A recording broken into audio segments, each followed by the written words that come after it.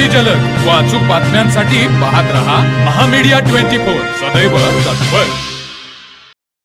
रुखडी हे हातकणंगले तालुक्यातील मोठे गाव आहे। या गावाने आजपर्यंत कैलासवासी खासदार बाळासाहेब माने, माजी खासदार निवेदिता माने आणि विद्यमान खासदार धैर्यशील माने असे 3 खासदार मतदारसंघातून दिल्लीला पाठवले।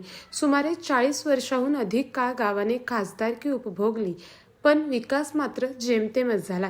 खासदार धैर्यशील माने यांच्या गावात विकासाच्या फक्त गप्पाच चाललेल्या असून सोयी सुविधांची वणवाच असलेली दिसून येते।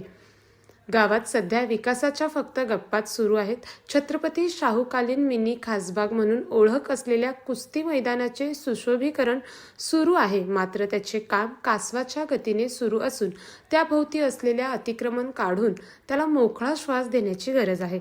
गावातील मध्यभागी असलेल्या रेल्वे भुयारी मार्ग या जीवघेणी बनला असून ग्रामपंचायत प्रशासनाला त्याच्या गटारीवरील जाळीही बदलता येईना, त्यासाठी बजेट नसल्याचे ग्रामपंचायत प्रशासनाकडून सांगितले जाते। येथील ग्रामीण रुग्णालयाचे गेली तब्बल 10 वर्षांहून अधिक भिजत गोंगडीच आहे।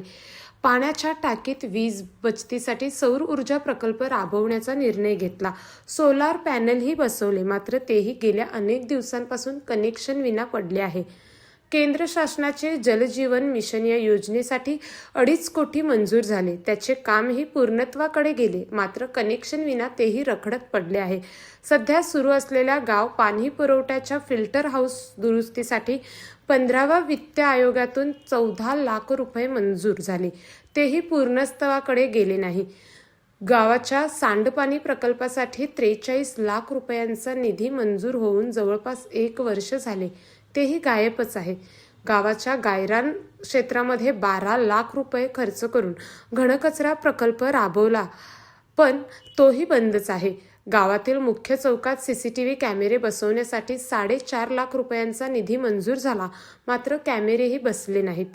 गेल्या अनेक वर्षापासून या ग्रामपंचायतीवर माने गटाची सत्ता आहे, मात्र काही अपवाद वगळता बहुतेक सरपंचांची कार्यकीर्ती ही सुमारच राहिली आहे। अशा अनेक योजना आहेत त्या फक्त कागदपत्रीवरती आहेत। जिल्हा परिषद सदस्य आतिश शिंगे यांनी निवडणुकीचा निकाल जाहीर होताच गावाची आढावा बैठक घेतली, खरी मात्र त्या आढावा बैठकातून ही काही साध्यच झाल्याचे दिसून येत नाही। ती बैठक फक्त फारसच ठरते की काय अशी चर्चा ग्रामस्थांतून होत आहे। रुकडीच्या शेजारची इतर गावांनी विकासाचा जोरदार स्मार्ट विलेज, यशवंत ग्रामपंचायत असे अनेक पुरस्कार पटकावले, मात्र रुकडी गाव या पुरस्कारापासून खूप लांब अंतरावर असल्याचे दिसून येत आहे।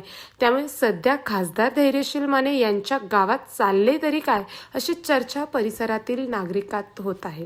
तर मग चला सबस्क्राइब करायला विसरू नका महामीडिया 24 न्यूज चॅनलला। महामीडिया 24 सदैव तत्पर।